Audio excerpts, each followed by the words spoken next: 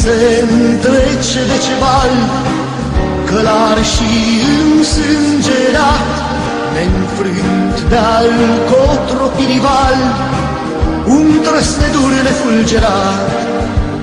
Cu stânga arată la pământ, iar țărâna plânge în urma lui. Bătrâne steiuri dau cuvânt și țipă codricei sâlui. Sub mine freamătă un cal și trupul întreg mi-e sângerat.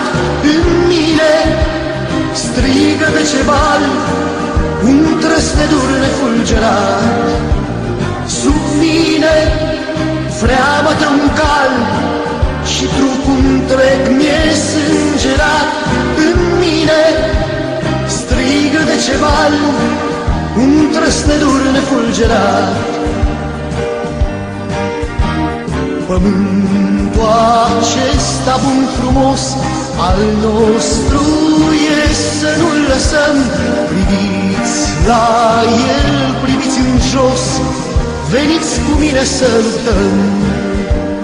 Cu dreapta arată către cer, Samolse, noi suntem ai tăi, ne-ai zămisli din foc și fier, nici cei mai buni, nici cei mai răi.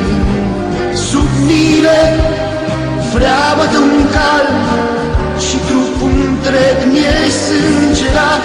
În mine strigă de cebal un trăsnedur nefulgerat. Sub mine freamătă un cal și trupul întreg mi-e sângerat. În mine strigă de cebal un trăsnedur nefulgerat.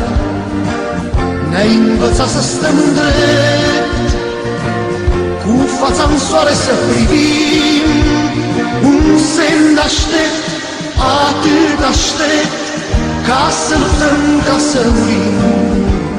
Sub mine freamătă un cal și trupul întreg mi-e sângerat. În mine strigă de cebal un trăsnedur nefulgerat. Sub mine freamătă un cal și trupul întreg mi-e sângerat. În mine strigă de cebal un trăsnedur nefulgerat. Un trăsnedur nefulgerat.